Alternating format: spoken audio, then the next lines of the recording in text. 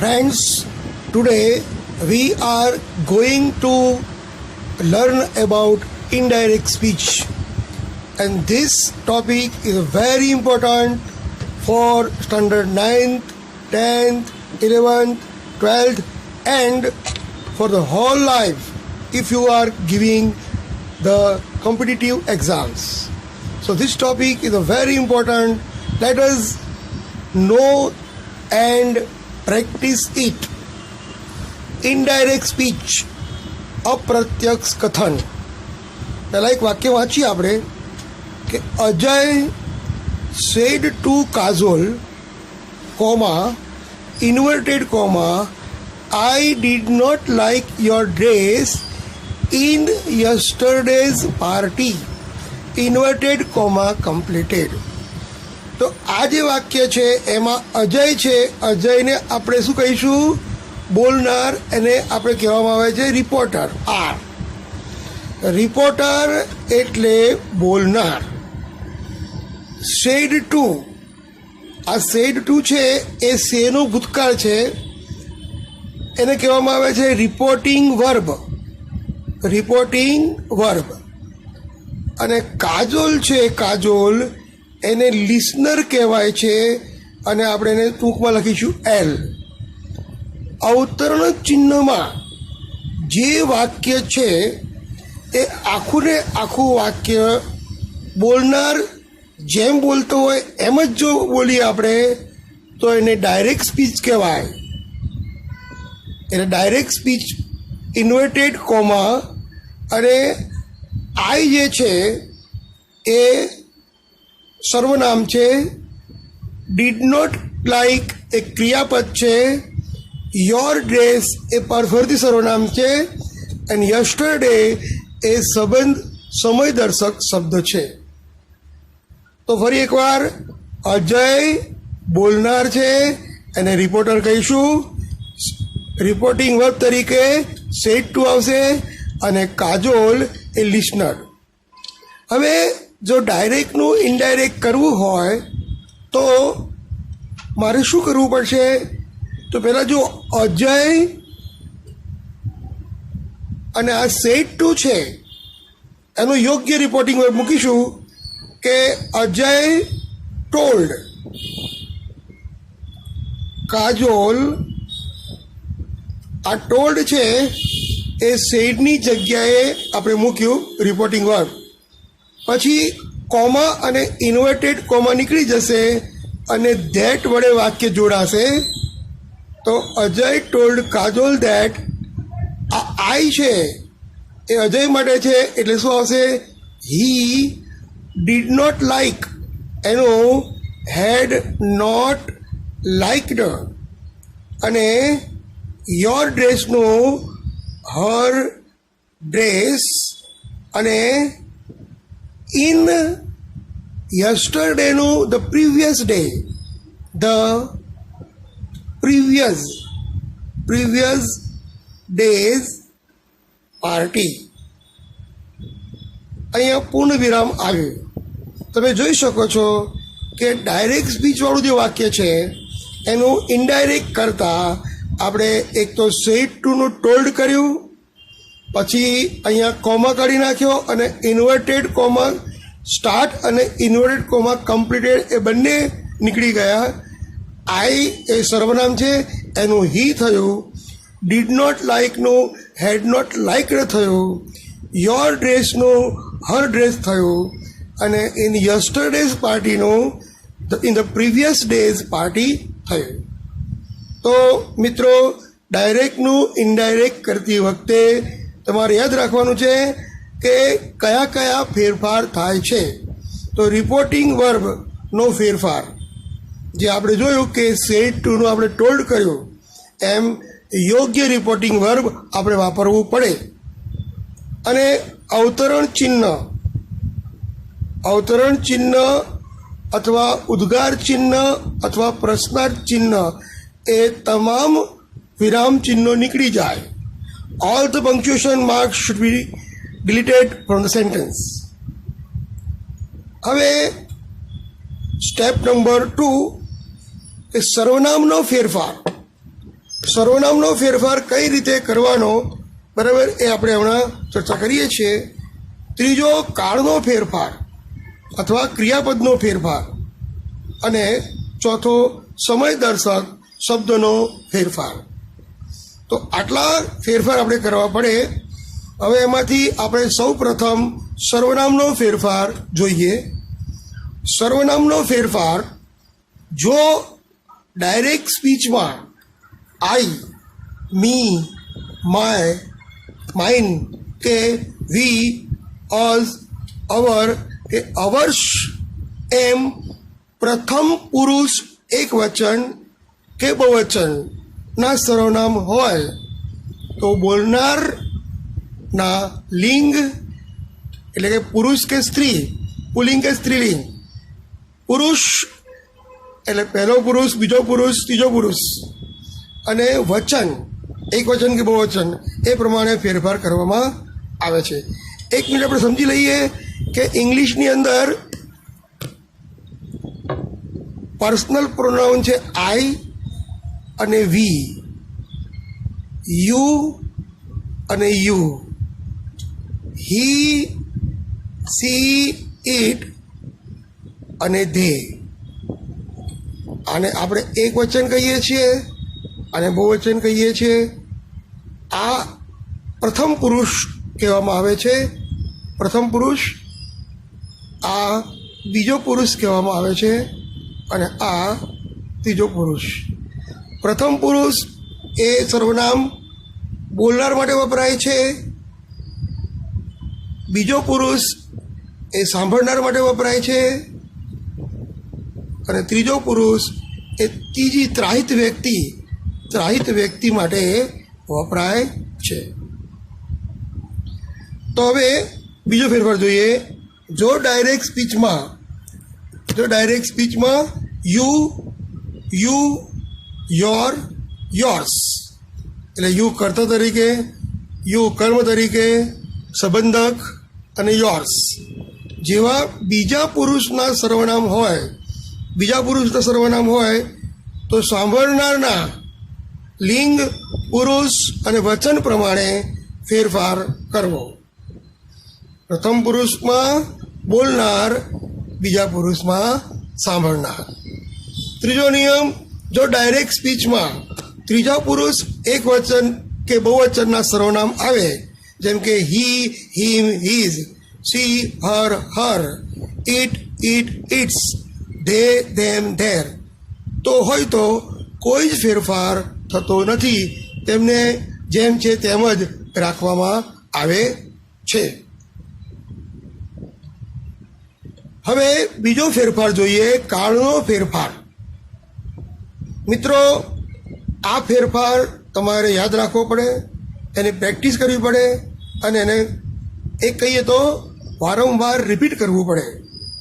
જેમ કે એમ, is, R M વર્તમાન કાળના જો ટુ બીના રૂપ હોય તો એનું વોઝ કે વેર થાય છે. જેમ કે આઈ એમ એ ટીચર, તો અહીંયા આઈ છે, બરાબર, એની જોડે એમ આવ્યું પણ ઇનડાયરેક્ટમાં તે વોઝ થઈ જાય.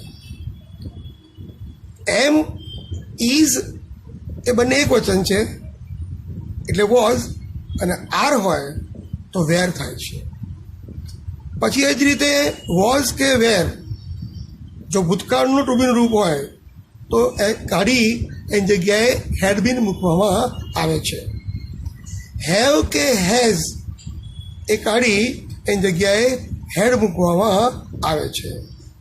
ડુ કે ડઝ વત્તા મૂળ ક્રિયાપદ એને ડીડ નોટ પ્લસ મૂળ ક્રિયાપદ તરીકે લેવામાં આવે છે.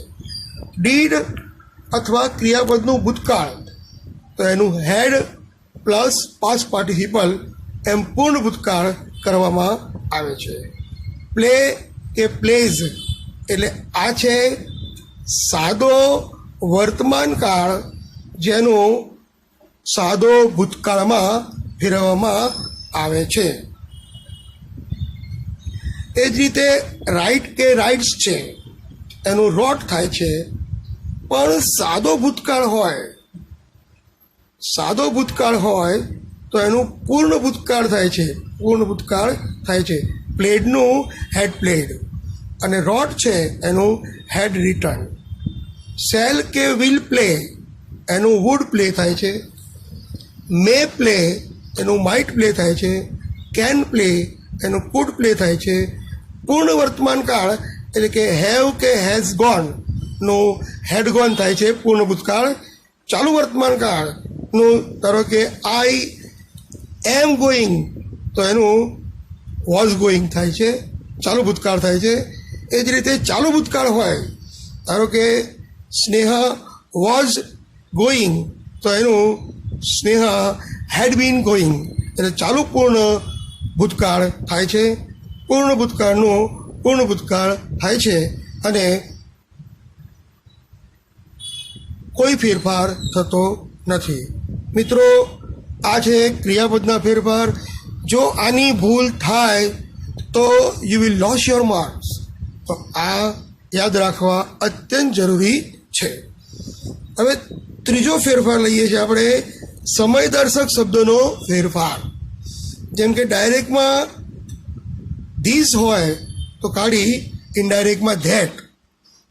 ધીઝ હોય તો એનું ધોઝ, હિયર હોય તો એનું ધેર, નાવ હોય એનું ધેન, ટુડે હોય એનું ધેટ ડે, ટુ નાઇટ હોય એનું ધેટ નાઇટ,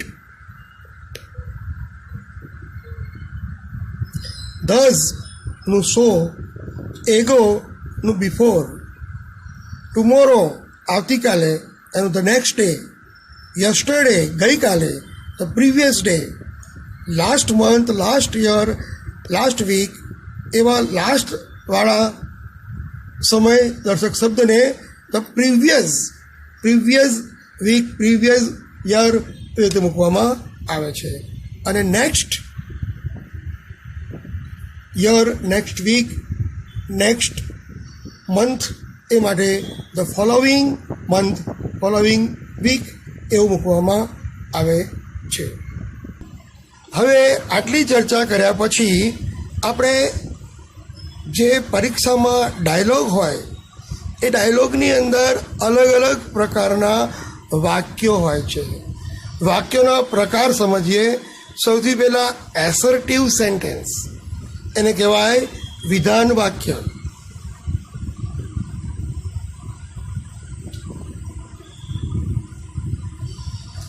આ રચનાનું એક સૂત્ર છે કે રિપોર્ટર બોલનાર, પછી ટોલ્ડ, એડેડ કે રિપ્લાઇડ.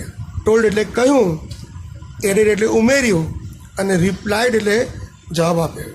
પછી લિસ્નરનું નામ હોય તો નામ, સર્વનામ હોય તો સર્વનામ. પછી ધેટ વડે વાક્યને જોડવામાં આવે છે અને એ પછી જે કર્તા, ઇનડાયરેક્ટ કર્તા મૂકવાનો છે અને પછી ઇનડાયરેક્ટ ક્રિયાપદ અને પછી કર્મ. તો આ જે ફોર્મ્યુલા છે એ બહુ જ અગત્યની ફોર્મ્યુલા છે. એને તમારે બરાબર તૈયાર કરવી પડશે અને આપણે એસર્ટિવ સેન્ટેન્સ કહીશું. ચાલો મિત્રો, આપણે એક ઉદાહરણ જોઈએ. Priya said to Priyam. પ્રિયાએ પ્રિયમને કહ્યું, you did not copy from yesterday. You did not copy from me yesterday. તે ગઈકાલે મારામાંથી નકલ કરી ન હતી. તો અહીંયા પ્રિયા જે છે એ રિપોર્ટર છે અને પ્રિયમ જે છે એ લિસનર છે. તો પ્રિયા ટોલ્ડ પ્રિયમ, હવે કોમા અને ઇન્વર્ટેડ કોમા નીકળી જશે અને ધેટ લાગશે. આ યુ છે એનું શું થશે? યુ કોના માટે છે? સાંભળનાર માટે, એટલે પ્રિયમ. એટલે શું આવશે? હી.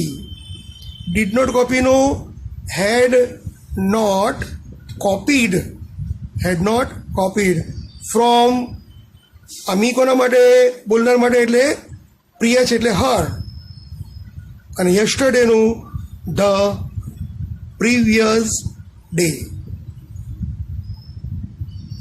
તો અહીં તમે જોયું કે કયા કયા ફેરફાર કર્યા. તો સેડ ટુનું ટોલ્ડ કર્યું, કોમા અને ઇન્વર્ટેડ કોમા કાઢી નાખ્યા, ધેટ વડે વાક્યને જોડ્યું અને યુનું હી કર્યું, ડીડ નોટ કોપીનું હેડ નોટ કોપીડ કર્યું અને મીનું હર કર્યું અને યસ્ટરડેનું ધ પ્રીવિયસ ડે કર્યું. ફ્રેન્ડ્સ, આ વસ્તુ પ્રેક્ટિસ માંગી લે છે. તમારે પણ પ્રેક્ટિસ કરવી પડશે, તો જ તમને આમાં માસ્ટરી આવશે. હવે આપણે બોલચાલની ભાષામાં બીજું વાક્ય છે ઇન્ટરોગેટિવ સેન્ટેન્સ. ઇન્ટરોગેટિવ સેન્ટેન્સ એટલે શું? તો કે છે પ્રશ્નાર્થ વાક્ય. મિત્રો, પ્રશ્નાર્થ વાક્યમાં એને ઓળખવા માટે વાક્યને અંતે પ્રશ્નાર્થ ચિહ્ન હોય છે. એ ઉપરાંત બીજી એક ટેકનિક છે કે પ્રશ્નાર્થ વાક્યનો પ્રથમ શબ્દ જો do, does, did, will, shall, can જેવા હેલ્પિંગ વર્બ હોય તો એને યસનો ક્વેશ્ચન કહેવાય છે. અને એ સિવાય WH કે HW પ્રશ્ન શબ્દને જોડીને જે વાક્ય બને છે તેને WH કે HW ક્વેશ્ચન કહેવામાં આવે છે. તો પ્રશ્નાર્થ વાક્યની અંદર આપણે રિપોર્ટિંગ વર્બ તરીકે આસ્ક્ડ મૂકીશું. પછી પ્રશ્નાર્થ વાક્યમાં ધેટ મૂકીશું નહીં. જો ધેટ મૂકીશું તો ગઈ ભેંસ પાણીમાં, એટલે ધેટ મૂકવાનું નથી. પણ જો યસનો ક્વેશ્ચન હોય તો ઇફ અને WH કે HW પ્રશ્ન વાક્ય હોય તો જે તે પ્રશ્ન શબ્દ પોતે સંયોજક બને છે. અને પછી પ્રશ્નાર્થ વાક્યને વિધાન વાક્યમાં ફેરવવું પડે છે. એટલે કે રિપોર્ટર એટલે કે કર્તા પ્લસ ક્રિયાપદ પ્લસ કર્મ અને અંતે પ્રશ્નાર્થ ચિહ્ન નીકળી જાય છે અને પૂર્ણ વિરામ આવી જાય છે.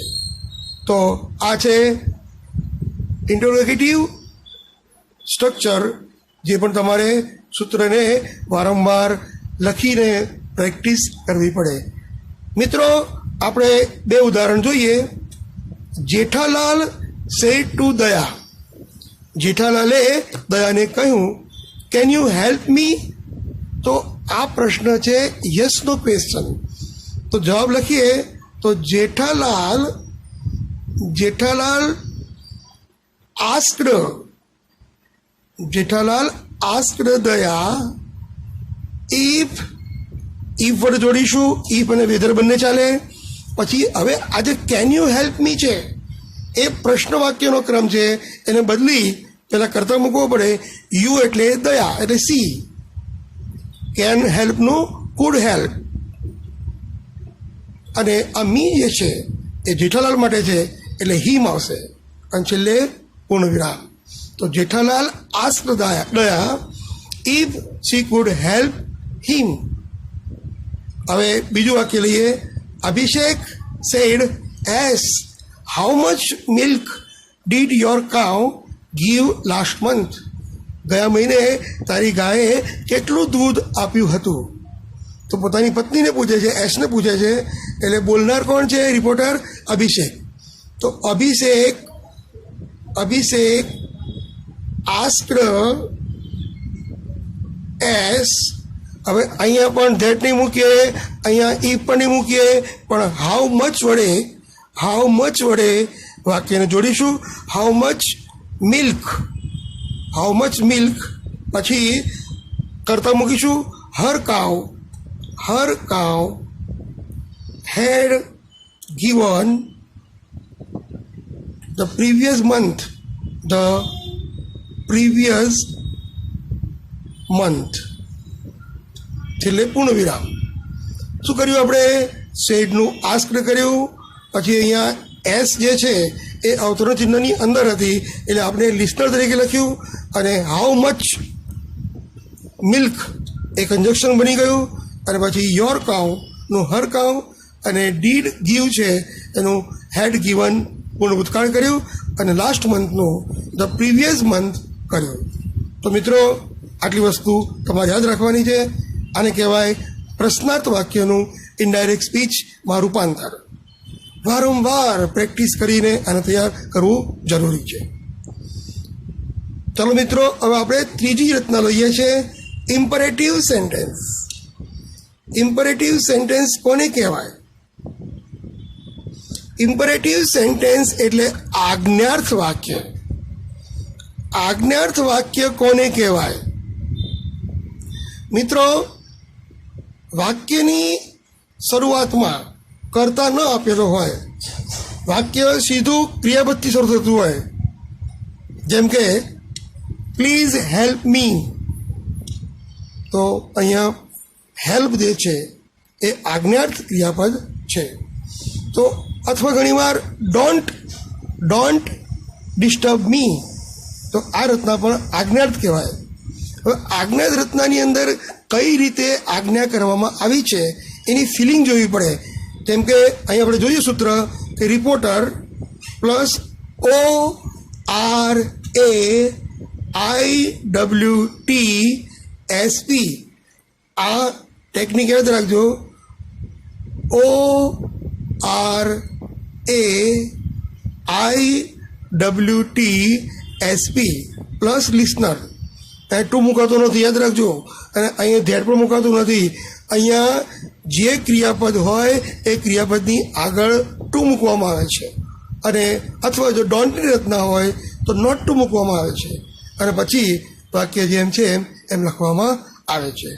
એટલે સૌથી સરળ જો રચના હોય તો એ ઇમ્પરેટિવ સેન્ટેન્સ છે. તો અહીંયા O એટલે ઓર્ડર્ડ, ઓર્ડર એટલે હુકમ કર્યો. R એટલે રિક્વેસ્ટેડ, રિક્વેસ્ટેડ એટલે વિનંતી કરી. A એટલે એડવાઇસ્ડ એટલે કે સલાહ આપી. I એટલે ઇન્સ્ટ્રક્ટેડ એટલે સૂચન કર્યું, ઇન્સ્ટ્રક્ટેડ. W એટલે વોર્ન એટલે ચેતવણી આપી. T એટલે થ્રેટન, થ્રેટન એટલે ધમકી આપવી. અને S એટલે સરપ્રાઇઝ અથવા સજેસ્ટેડ પણ કહી શકાય, સજેસ્ટેડ. અને P એટલે પ્રપોઝડ, P એટલે પ્રપોઝડ. તો આ રીતે ORAIWTSP એ રિપોર્ટિંગ વર્બ તમારે મૂકવા પડે. જે રીતનો ફિલિંગ હોય, જેમ કે હુકમનો ભાવ હોય તો ઓર્ડર મૂકવું પડે, વિનંતીનો ભાવ હોય તો રિક્વેસ્ટેડ મૂકવું પડે, અને સલાહનો ભાવ હોય તો એડવાઇસ્ડ મૂકવું પડે, અને સૂચન કર્યું હોય તો ઇન્સ્ટ્રક્ટેડ મૂકવું પડે, અને ચેતવણી આપી હોય તો વોર્ન મૂકવું પડે, અને થ્રેટન ધમકી આપી હોય તો થ્રેટન મૂકવું પડે, અને સૂચવ્યું હોય સજેસ્ટેડ, અને જો દરખાસ્ત મૂકી હોય તો પ્રપોઝડ મૂકવામાં આવે છે. એક ઉદાહરણ જોઈએ. Mister Chauhan said, Raj don't talk in my class. અહીંયા મિસ્ટર ચૌહાણ છે એ રિપોર્ટર છે, તો મિસ્ટર ચૌહાણ ઓર્ડર્ડ રાજ.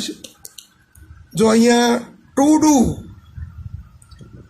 અહીંયા ડોન્ટની રચના છે એટલે નોટ ટુ મૂકીશું.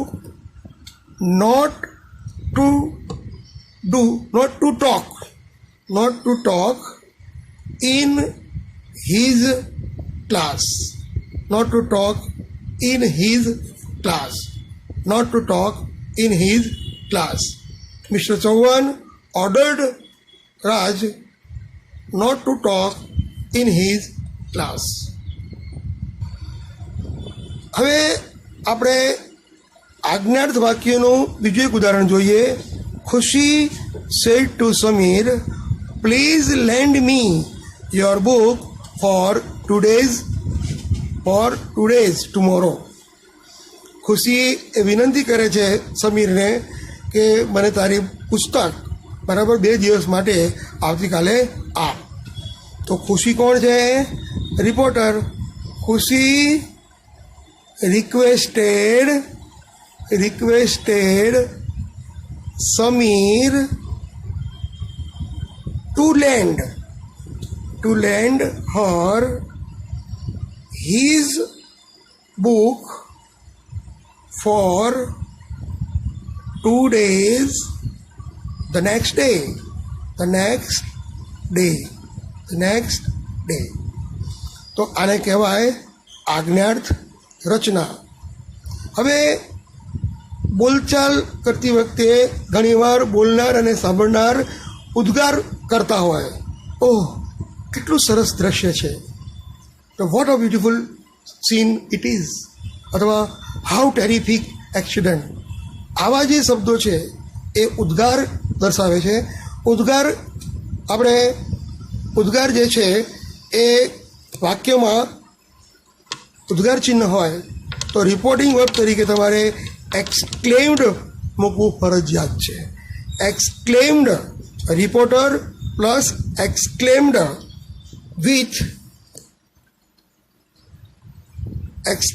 વિથ એટલે કે આનંદથી ઉદ્ગાર્યું. Exclaimed with sorrow, exclaimed with joy એટલે આનંદથી ઉદ્ગાર્યું. Exclaimed with sorrow, exclaimed with sorrow દુઃખથી ઉદ્ગાર્યું. એક્સક્લેમ્ડ વિથ એંગર ગુસ્સેથી ઉદ્ગાર્યું. એક્સક્લેમ્ડ વિથ એનોય ચીડાઈને ઉદ્ગાર્યું. એક્સક્લેમ્ડ વિથ સરપ્રાઇઝ આશ્ચર્ય સાથે ઉદ્ગાર્યું. હવે અહીં એક વસ્તુ યાદ રાખો કે ઉદ્ગાર વાક્યને ઇનડાયરેક્ટ કરતી વખતે એને વિધાન વાક્યમાં ફેરવવું પડે છે. ઉદ્ગાર વાક્યને વિધાન વાક્યમાં કઈ રીતે ફેરવવાનું? તો જો what a costly watch you have, તો આ આપણે પહેલાં એક કામ કરીએ કે વિધાન વાક્ય બનાવીએ અને પછી ઇનડાયરેક્ટ કરીએ. તો આનું વિધાન વાક્ય થશે યુ હેવ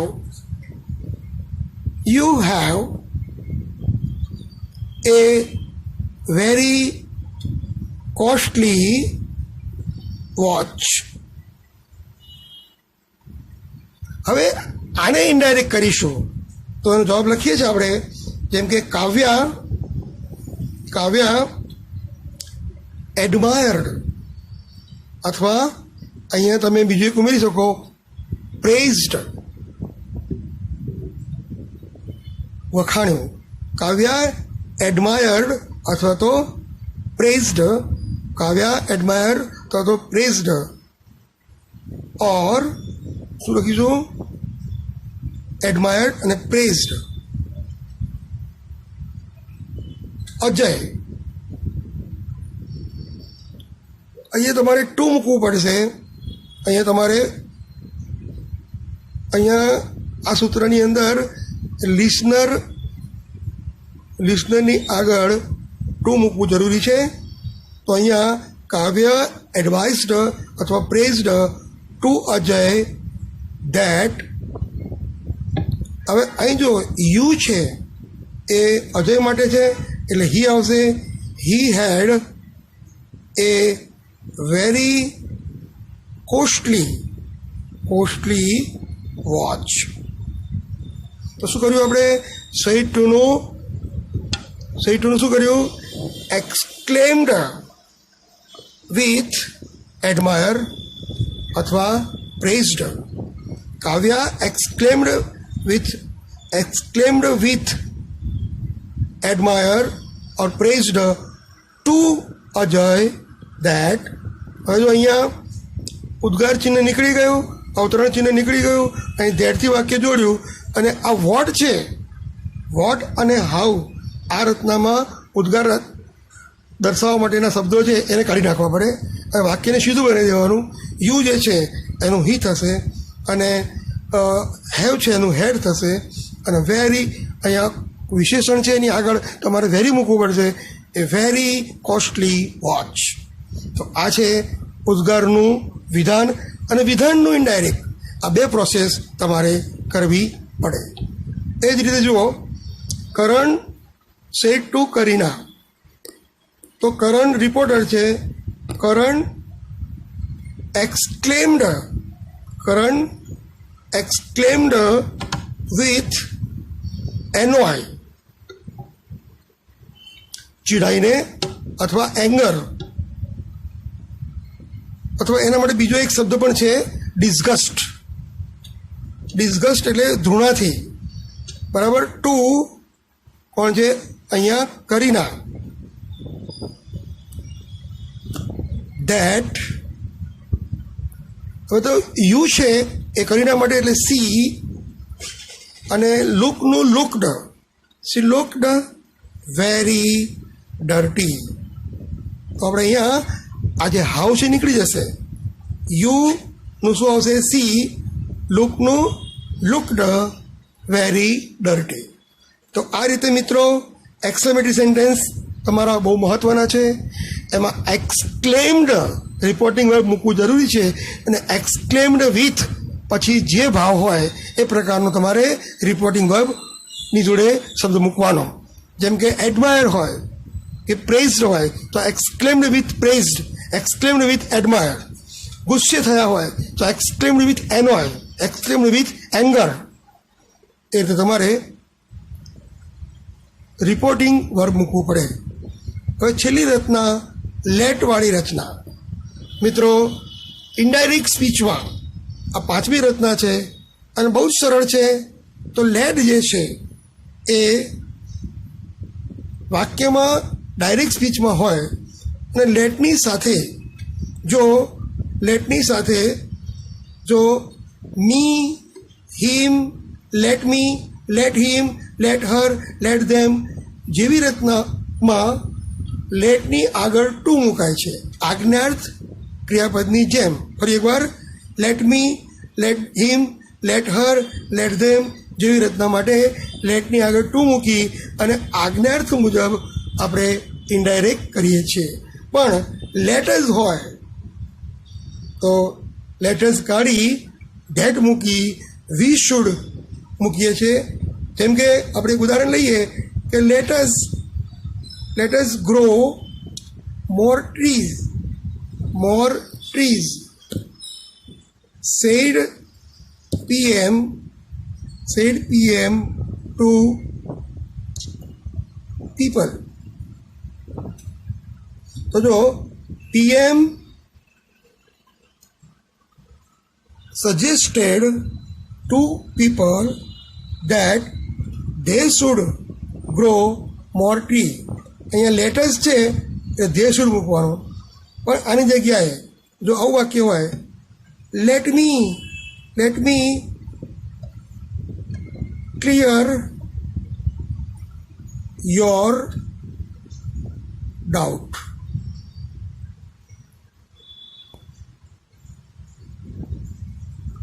તો તમે જો said PM to people, તો અહીંયા પ્રાઇમ મિનિસ્ટર proposed અથવા suggested to people to let him, લેટની આગળ to let him clear their doubts, to let her clear that doubt. લેટની રચના માટે સૂત્રો યાદ રાખજો. રિપોર્ટર, એની જોડે રિક્વેસ્ટેડ વિનંતી કરી અથવા પ્રપોઝડ દરખાસ્ત મૂકી અથવા સજેસ્ટેડ સૂચન કર્યું, અને અહીંયા ટુ પ્લસ લિસનર પ્લસ અહીં જુઓ let me, let him, let her, let them એવા વાક્ય માટે લેટની આગળ ટુ મૂકવાનું, બરાબર. અને લેટર્સ હોય તો ધેટ મૂકી, ધે શુડ મૂકી અને ક્રિયાપદનું મૂળ રૂપ મૂકવાનું.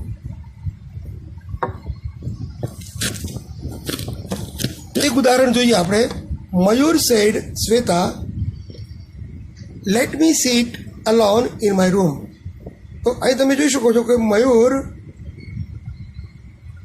પ્રપોઝડ અથવા suggested Shweta to let him sit alone in his room. અહીંયા લેટ છે એ ક્રિયાપદનું કામ કરે છે એટલે ટુ લેટ મૂકવામાં આવે છે. ત્યારે બીજું વાક્ય જો Imran said to Rohit let's not copy from each other. તો ઇમરાન પ્રપોઝડ અથવા suggested to Rohit that let જ કાઢી નાખીશું અને જે શુડ મૂકીશું તો they should not copy from each other. હવે મિત્રો આપણે આ બધી જ જે રચનાઓ જોઈ, એસર્ટિવ, ઇન્ટરોગેટિવ, ઇમ્પરેટિવ, એક્સક્લેમેટરી અને લેટની રચના, આ બધી રચનાઓ જોઈ. એમાં ડાયલોગની અંદર આ બધી જ રચના હોય એવું જરૂરી નથી, પણ જે પણ હોય એ પ્રમાણે આપણે ડાયલોગનું ઇનડાયરેક્ટ સ્પીચમાં રૂપાંતર કરવું પડે. હવે પહેલાં તો સૌથી પહેલાં કે ડાયલોગની અંદર કોણ કયું વાક્ય બોલે છે, કોણ રિપોર્ટર છે અને કોણ લિસનર છે એ તમને ક્લિયર થઈ જવું જોઈએ. પહેલાં વાંચીએ. Do you know my younger brother Darpan said Ketan to Priya. કેતને પ્રિયાને કહ્યું, તું મારા નાના ભાઈને જાણે છે? I know only the meaning of Darpan said she smile with smile. અને પ્રિયાએ કહ્યું કે મને તો માત્ર દર્પણનો અર્થ ખબર છે. What a fantastic reply it is said he. એટલે કેતન ફરી કહે છે કે કેટલો સરસ, કેટલો અદ્ભુત જવાબ આપ્યો છે. ઉદ્ગાર વાક્ય છે. અને છેલ્લું વાક્ય, it's my style to give a fantastic reply to fantastic question. તો આ વાક્ય કોણ બોલે છે? પ્રિયા. તો એનું આપણે ઇનડાયરેક્ટ કરીશું. પરીક્ષામાં તમને 4 માર્કનું અથવા તો 3 માર્કનું ઇનડાયરેક્ટ સ્પીચ પૂછાય.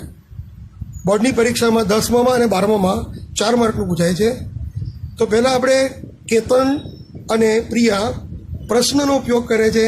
એટલે કેતન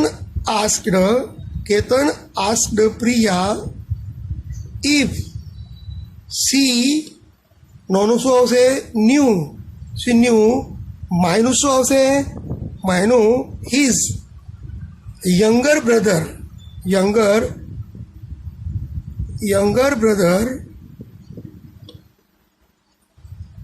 દર્પણ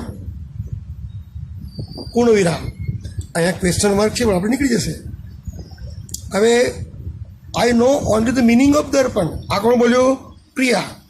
તો Priya replied him that she knew only the meaning of darpan. Full point. What a fantastic reply it is, said he. He એટલે હવે કેતન